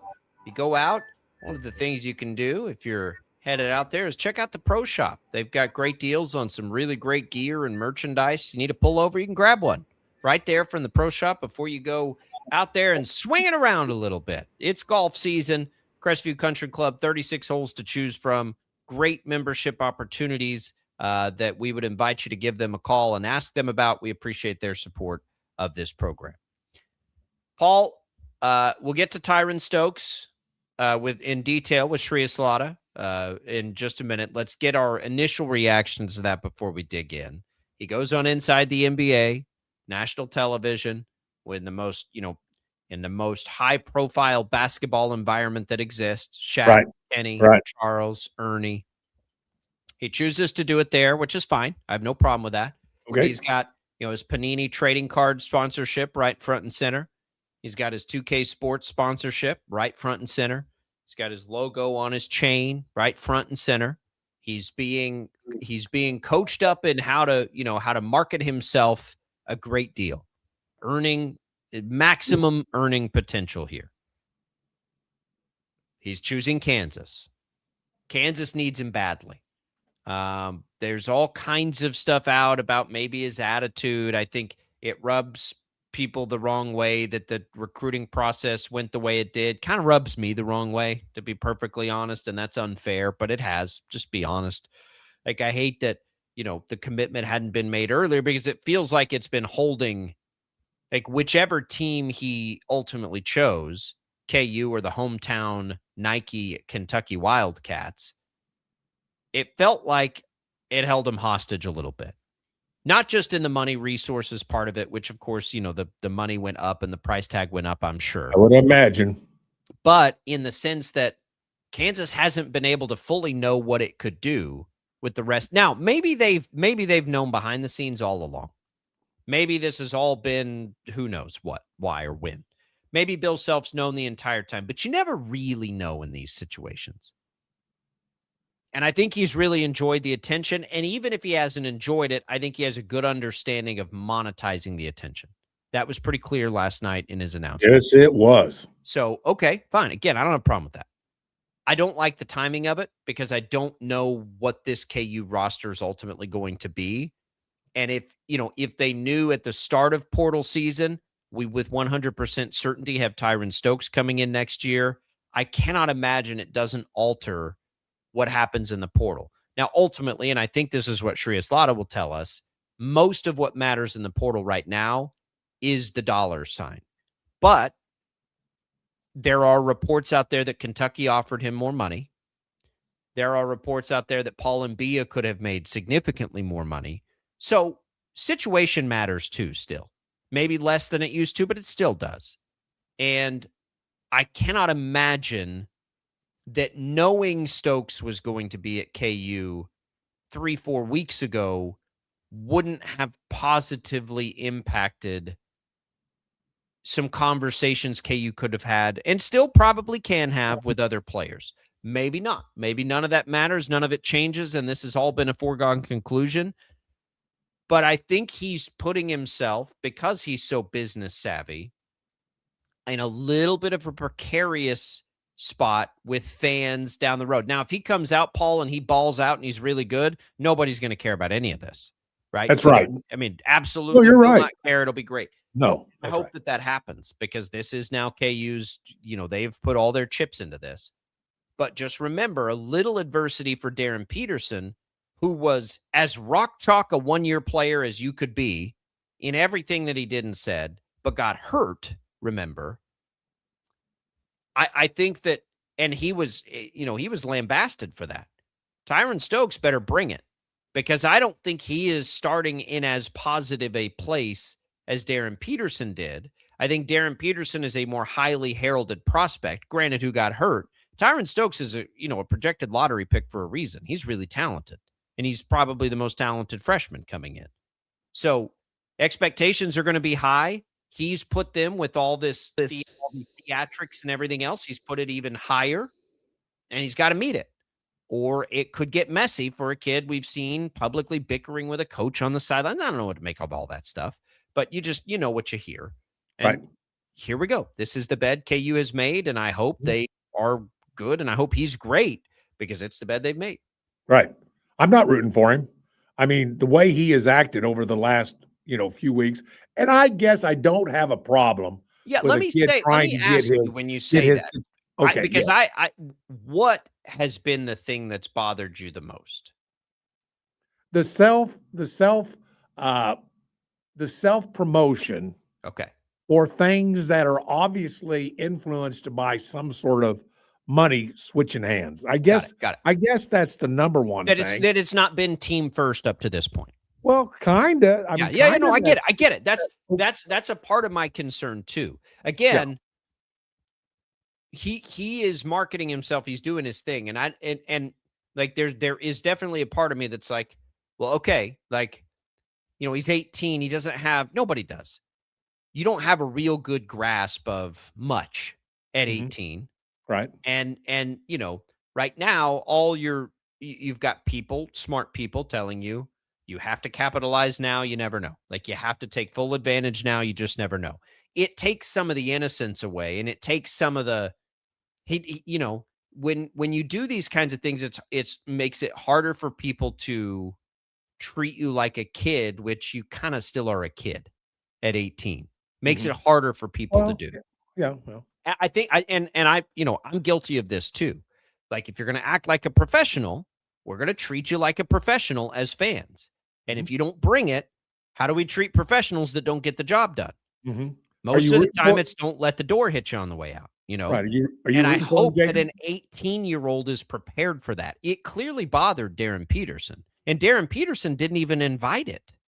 He got hurt, but he wasn't doing all this stuff. No, he wasn't. Now, he made a huge bag. Don't get me wrong. He made plenty of money, but he wasn't as self-promoting publicly as Tyran Stokes has been. So, again, you're acting like a professional. I've got no problem with that. You better bring it like a professional, or fans are going to treat you like a professional, and you're not going to like that. Because it'll be the first criticism you've ever had in your entire life as a basketball player. No criticism. Are you 18 years old, man? That's tough. Think like it's a lot to take in. At 18 years old, at 18 years old, starting college off, it's like, boy, can I remember to go to class at 7:30? Can I afford this, 6-pack of beer? Like, what, like, the stuff that you're thinking about, like that I was worried about at 18 years old. Like, you don't know anything about anything. All right. You're a dumb kid. We're all dumb kids. Yeah. So I hope that he's great, because it's a lot to bear. And he's bearing a lot as an 18-year-old who's never played a second of college basketball. Right. Going on inside the NBA with 2 different sponsors and your logo and the whole package. It's good for making money. It is. Got to also play basketball, because we're all looking at him right now like he's a professional, not a kid coming into college. And that's going to be a heavy burden to bear for him. Maybe he's a gamer and he just thrives in it, Paul. And that's what I hope happens. And I'm glad Bill Self got him. And and quite frankly, I'm glad for the kid that he chose Bill Self, because he's got a coach that'll, I think, get the best out of him. Yeah. And let's remember, he's not going to be at KU forever. Shoot, he'll be there for 1 year. He's going to be a one and done. That's how this is going to. I mean, there is no becoming emotionally involved with this young man in his life. No emotion. Oh, sure. No, I don't agree with that. I don't agree with that. You don't think they were emotionally involved with AJ DeBonce at BYU last year? I think you don't think Flemings, you don't think Houston fans became emotionally connected to Flemings? You don't think that the guy from our neck of the woods, Keaton Wagler, you don't think fans at Illinois emotionally connected with these guys who are all just going to have spent 1 year at their schools? Of course they did. Well, I guess that could be a good point. At BYU, I can understand it even more than some of the other schools. It's a different deal. It's just a plain different deal at Brigham Young. But with that being said, there's going to be people that are not going to be sympathetic. Let's say Tyran Stokes has some learning curves. Yeah. And things are not People are not going to have the patience for it. That's right. What's the first thing they're going to say? How much money are we paying this guy? That's right. And how much is he making from such and such a company? Because we just saw it. We just saw it with Darren Peterson. We just saw the same thing. Darren Peterson was getting accused of load management, which was not the case. I still don't think that was the case. No, I don't think it is either. So, load management that was out of his control. It was unfortunate. That's right. It sucked for KU. I get it. It's brutal. Yeah. But there it is. We'll talk to Shreyas Laddha about all of this, Paul, in about 7 or 8 minutes. Gotcha. Let's real quick. Let's put this conversation to the side so we can have it with Shreyas. Let's talk Royals real quick. Last night, late baseball. Do you think they have that? Do you think they have that look in their eye right now, Paul? Right. Well, they were down earlier in this game. I mean, they were down 1-0. Yep. I did not see anything on this game, But I've looked at some reports and well, let me walk you through it then. Please do. Chris Bubich did not have his best stuff. He had walked 4 guys, gave up 4 hits in 5 innings, but he worked through it. They have a situation in the bullpen where they've got to go to John Schreiber because of, well, a situation kind of out of his control. They were forced to put him into the game. Maybe I'm not sure they were planning on using him at any point. And he had his best performance of the year. Daniel Lynch was great again. Matt Strahm was not great. He got the bases loaded, but he got through it. Okay, so the bullpen, the whole pitching staff sort of labored through this one. They were clean in the 9th until they could get it to Ursig to come in and save the game. He looked not great. A couple base runners there for him, but he got the job done. So, the pitching staff just kind of got the job done. Didn't look great, but they got the job done. And the offense picked him up a little bit. You had the 2 home runs from 2 players. You need to see, push it in the power department a little bit. It's the 4th straight win. I think they might be getting that look in their eye. Now, we've said it before. This all needs to carry into next week. They have to be at least pretty good this week to get them to next week where they need to be really good. And then we can really hit the reset button. But we're starting to see some things from them that feel a little more repeatable, right? Mm-hmm. Here's one thing to watch, and that's Vinny Pasquantino back tightness. He's starting to hit, Paul. If he has to go on the DL or the IL, that's going to be a major bummer. Back tightness, he's had some back issues. He left the game. He says he just couldn't get it loosened up. I cannot imagine that he'll play today. I can't imagine he'll play today. But maybe he's available off the bench to pinch hit. But we'll just watch as they lose Jonathan India for the season yesterday. Side note. They just get Michael Garcia back in the lineup after his time off because of elbow soreness. He had 2 hits last night. Mm-hmm. I hope that Vinny doesn't have to miss time right as he's figuring out. Because then in my head, I'm like, okay, he's finally figuring out. If he has to go on the IL, he's going to come back off the IL and he's going to need some rev up time to figure it all out again. Like, that's going to be a bummer. I hope that he is fine. In a short-term 1 or 2 game scenario, if it was like Michael Garcia, it's no big deal, right? They can play Salvi at first. They can play Carter Jensen at catcher. I think Carter Jensen can play some first. Jack Caglione can play first base. Jack Caglione was a first baseman. He doesn't do it in the big leagues because they needed him in the outfield. So they have some short-term options. I just hope it's not long-term with Vinny. But otherwise, they got through it, Paul. They got through it. And that's something for a month we haven't been able to really say. They found every way to not get through it. Right. Hopefully, Michael Wacha gives them a better start than he did the last time out tonight. Right. And then you're kind of house money there in that series finale on Thursday. This feels like it feels tonight to me, Paul, feels a little bigger even than last night did because you got a chance to go ahead and go win this series right now. Get it done. Wacha's on the mound. Go get it done. The right offensive players are starting to heat up all at the same time. Yeah, you didn't bring up Bobby Witt either. You got he got another home run. He's not been cold, Paul. No, but he just hasn't been hitting for power. That's right. There you go. And so now he's starting to hit for power. Bobby Witt Jr. does so many things to be productive that he's almost always productive in some way. Right. But his power is coming a little. He hit that ball. If you go back and watch a clip where he hit that home run, the Royals had at least 2 others, and I think it might have been 3. Royals fans that were watching the game will know this. There were 2 or 3 other balls hit to that part of the yard that would be a home run in a lot of parks that weren't last night. Mm-hmm. So again, like you feel like they're coming along. Like the ball is jumping off their bat a little bit. Now, Bobby got it done and did have enough power in the extra innings, but there were other moments in that game where you're like, God dang, that looked like a home run off the bat. And it was just the deepest part of that particular field in Sacramento. So Royals are there, 4 in a row, Paul. Got to start somewhere. Let's go. I think tonight feels pretty big. Go win the series tonight. I mean, keeping the win streak alive and all that's great too. Sure. But I feel a whole lot better with Wacha on the mound tonight than I do with Cameron on the mound tomorrow. Yeah, win tonight. We'll talk about the sweep tomorrow. Yeah, sweep, and if you don't, you still won the series, and all those kinds of things. So we'll see what they do. That's another late start though. 8:40 first pitch. Your coverage here on KFH will begin at 8. So you get plenty of pregame coverage, plenty of that. I hope Royals fans are enjoying this. I hope this is at least somewhat rinsing the disappointment of the first 4 weeks of the season for you. I hope it is. It is for me.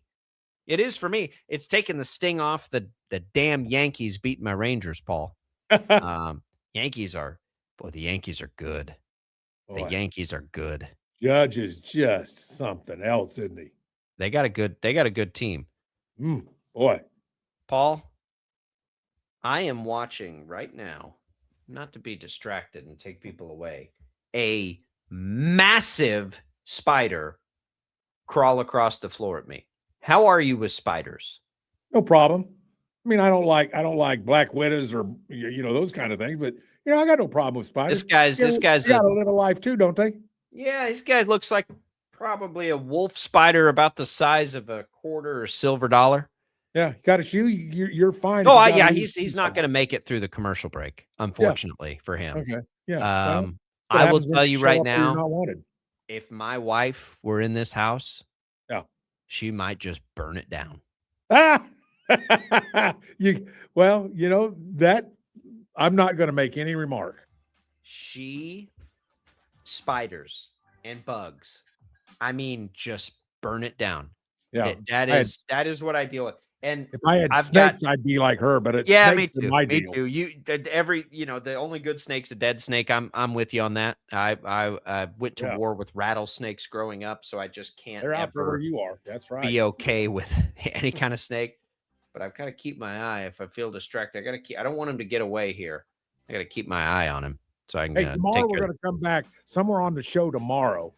Let's talk about our best snake experience. What do you say? Oh, come on, Lord, Paul, I have a minute or two. I've got some. You got to remind me that I've got some snake stories now. We got to do it. Both of us will have a snake story tomorrow. Okay. Okay, we'll do it. All right. When we come back, Shreyas Laddha hops on. We'll talk more Tyran Stokes on Sports Daily.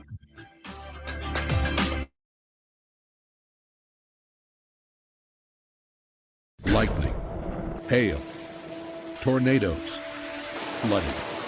It's the worst of severe weather, and it's coming. Spring brings warmer temperatures, but also dangerous weather conditions. Stay up to date day or night with the Storm Team 12 weather app. You'll get accurate forecasts, so you can plan ahead and stay safe, no matter the weather. Download the Storm Team 12 weather app, brought to you by Stutzman's Greenhouse. The future of television has arrived.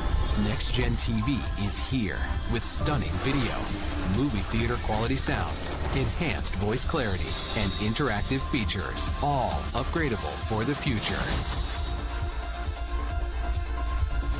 Learn more at watchnextgentv.com.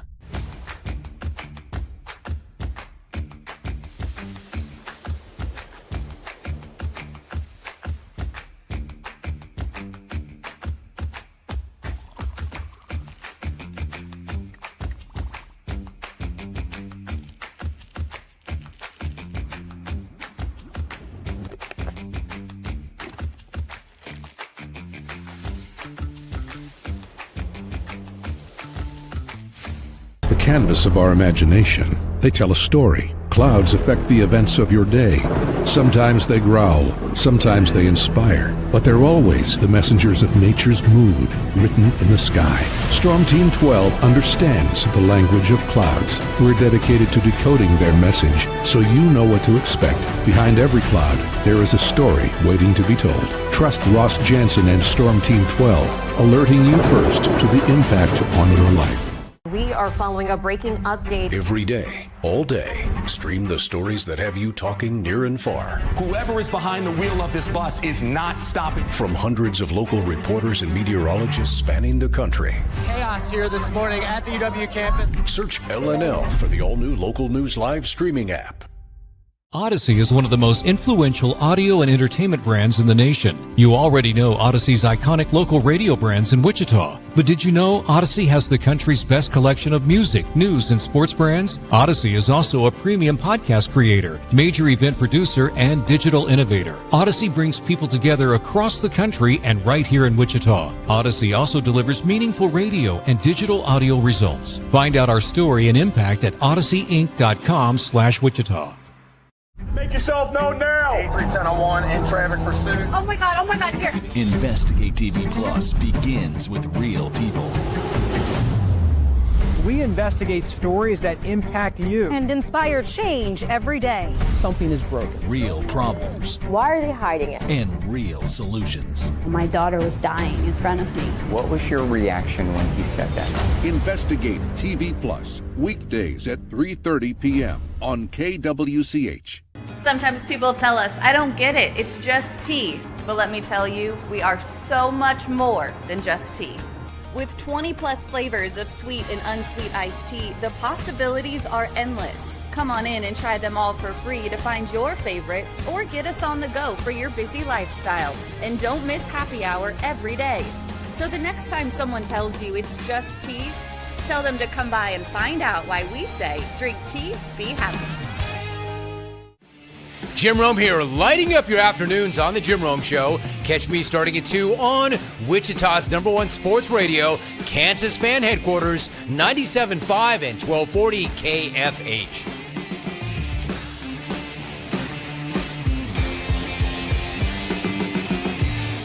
Mornings are busy. We're here to make your mornings better. We report the stories that affect you. 3 more hospital lies from contaminated apple juice just a day after the FDA issue a recall.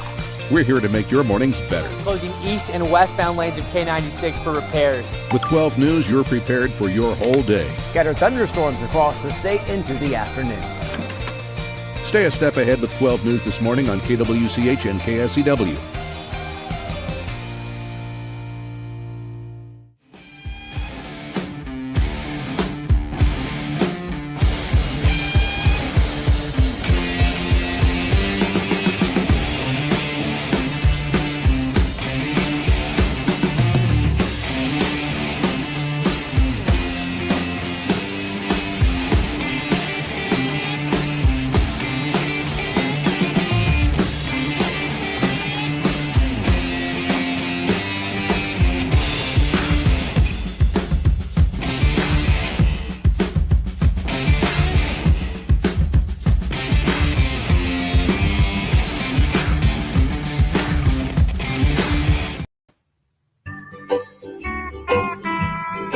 And now, digging deeper with the teams you follow, it's another Sports Daily Insider interview on KFH.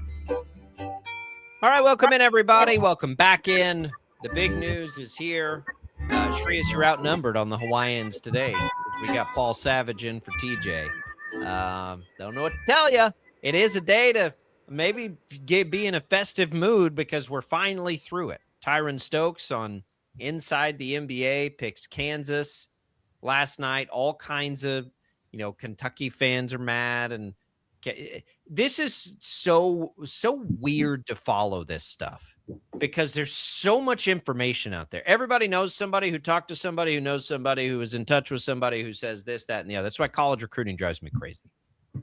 How did this play out? Well, it was a recruitment. It was kind of whirlwind recruitment overall, right? There was a few different moments where Kentucky was leading the recruitment over this past year, and there were moments where Kansas was leading the recruitment. I think in November there was points. I think right when Kansas was supposed to play Duke, I was thinking that Tyran Stokes would commit right around then. He did not. There was a moment in January or February after his visit, I think, that I thought maybe he'd commit then. He did not. Kansas, for the last month, has felt like they're in a very good spot with him, as I think I told you guys. And I think they were building his team around him because they never looked at any star wings. They never looked at, brought anybody of his caliber from the transfer portal to visit Kansas. It was almost like, hey, this is your starting spot. It's open for you. Come join us. and they've almost built the team around him, trying to surround it with shooting and surround it with bigger guys to help with rebounding, all that. I had a story last Friday, and Kentucky fans, I had a radio spot, and they posted a little clip online. And Kentucky fans were so mad that I said that Kansas feels like they're in a good spot. And an NBA source told me that the visit to Kentucky was bad all around. But, and then I also added, but you can't rule out the Nike bag because, Nike is still doing everything in its power, I was told from a source close to me, or source close to the recruitment from the KU side.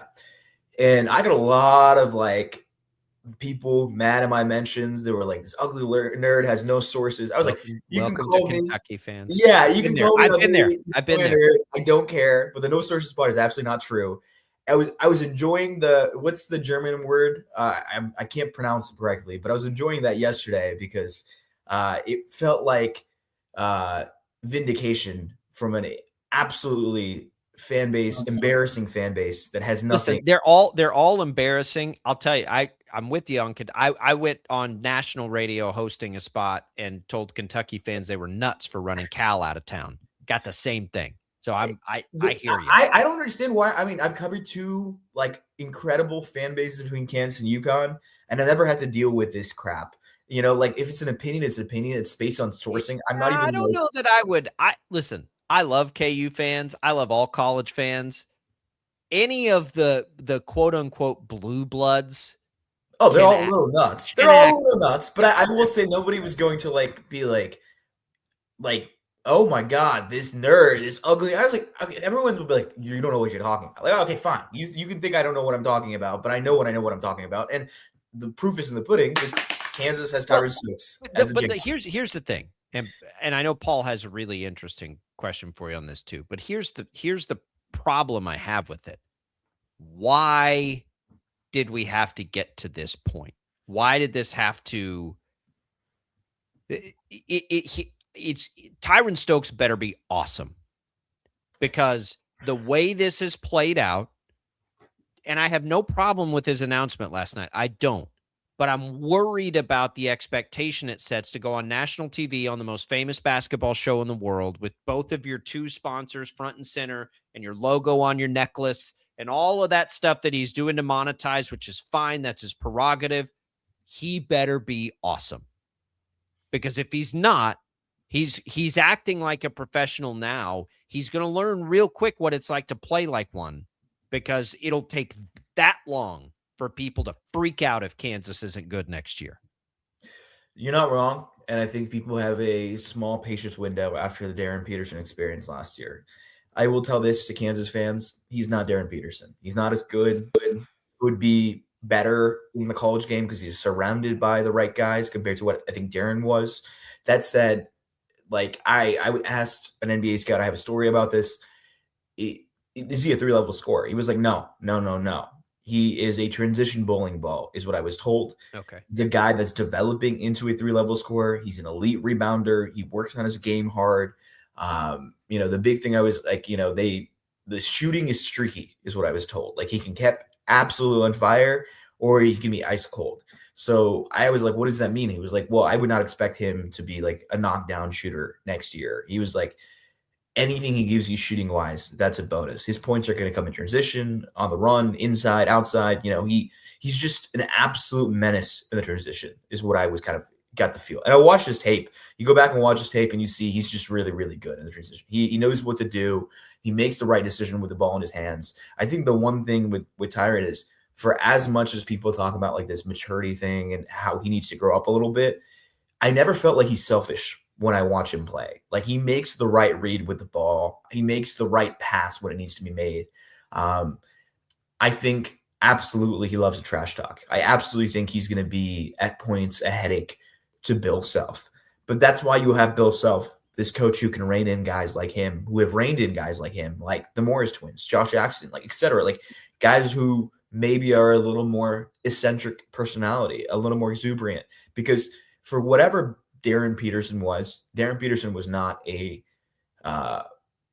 extroverted, out there individual that was going to cause problems. He was always quiet, and whatever's happening with him was always behind the scenes. whatever happens with Tyran Stokes, good and bad, I think we'll see it front and center in games. I've said this to you guys before. There have been people who don't love his body language during games. There are people who think he's too feisty, too much of a competitive edge. So seeing how he manages that and grows over this next year is going to be super key to his success at Kansas. But it's going to be interesting. Paul Savage here, by the way, and it's always good to talk to you. You're one of my favorites. So thanks for being on the show today in particular. You, Paul. Yeah, and I'm glad you're on because, you know, one of the realities of college basketball at this point anymore is money. And there was this last-minute flirtation with Kentucky. And of all teams to flirt with, you know, KU, Kentucky, you think of them in the same breath, same mindset. They're both are always considered to be somebody who can always compete for a national championship. And here's my question. I hate to be money-minded on this, but how much do you think it cost KU to sign him after he started flirting with Kentucky? How much extra money did it cost KU to sign him?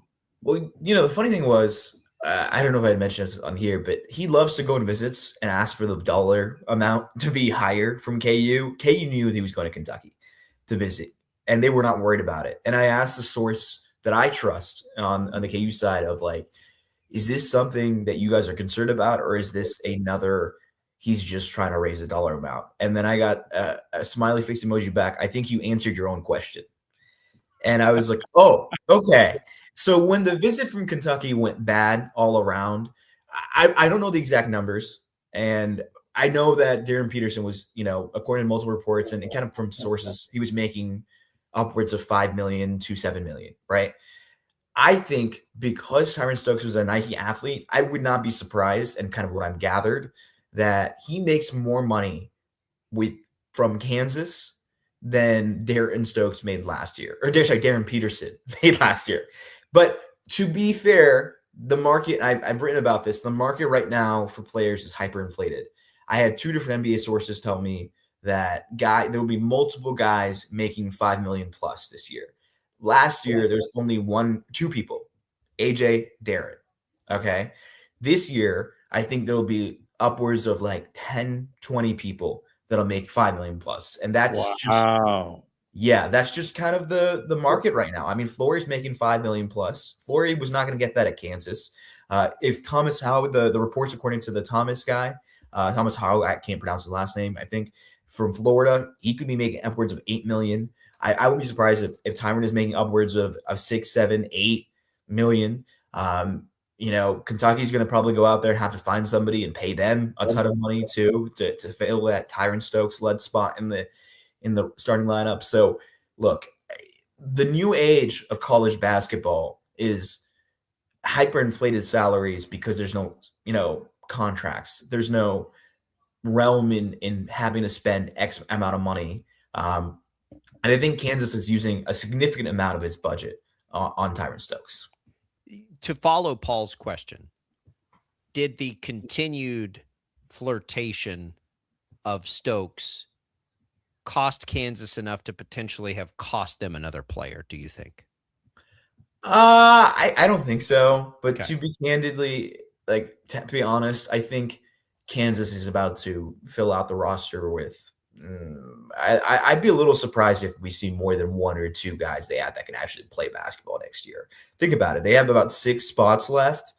And the way they have already a 7-man rotation, theoretically, I think they'll maybe get 1 guy, maybe 2 guys that can actually play and contribute next year. And then the rest is going to just be like guys like Guy and Jala like last year, or just guys who are like potential to be good eventually, but don't have that right Which is now. fine. I mean, Bill Self never runs more than an 8-man rotation anyway. So I would ask you this then. Shreyas Laddha joining us, our KU insider. Find all his great reporting on this Stokes journey at the KC Star. Where do you put this roster against the roster of last year, knowing, not like the roster when Peterson would have been healthy, but knowing the roster with Peterson's limitations last year versus this roster coming in? How do we compare them? That's a great question. So to me, I think the ceiling of this roster at this moment in time could be higher than last year's roster. But the floor of what last year's roster was there. You have guys who are established college players that are pretty good at what they do. I thought last year's roster lacked a few things. Shooting was a namely thing, but they've lacked shooting for 3 years now, okay, or 3 seasons now, really. And rebounding could have been better. And they also didn't generate a lot of turnovers. Well, this year they brought in a guy like Leroy Blyden, who averaged almost 2 steals a game in his, like obviously not the in Power 4 competition, but still a good player. Shoots over 40% from 3 on 6 attempts a game. Like that stuff you hope translates. Taylor Kinney, a guy who's a pretty good shooter, averaged a shot above 35% from 3 from 6 attempts. Stokes, not the best shooter, but you're hoping he shoots 2 or 3 threes a game and he hits like 35 and above. Keanu Dawes, another guy, 32% from 3 last year, but he can hit the shot. He took 3 threes a game. Maybe you can raise that to 34, 35 with the right spacing. And then obviously Christian or Palmbia, whoever is the starter, neither one of those guys can shoot a single shot outside of 10 feet. So I don't expect them to start shooting threes. I think Paul has a decent shooting stroke. I went back and watched his tape, but I'm not expecting the 5-man position to be a heavy offensive contributor. I expect the 3-4-5 to carry the load in dirty work, in the rebounding spectrum, in getting turnovers forced.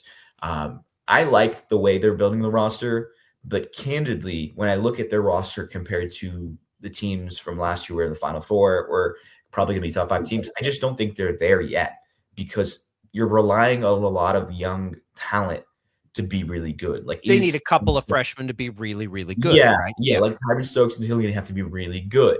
They also probably have to add another player, from the off the transfer portal or in the EuroLeague or whatever that'll be a real contributor. And then the biggest thing is Cole and Paul and Villa, are they going to take a step forward? Right. If they can, that'll help a lot. All right, here we go. It's the Tyran Stokes era officially now. Go follow all of Shreyas's reporting at SHRE98 on X, at the KC Star. We appreciate it, Shreyas. We're finally through it. We made it. We survived. Yes, absolutely. Thanks, guys. All right. Thank you, sir. Appreciate it. We're coming back. We got a little more Sports Daily. Don't go away.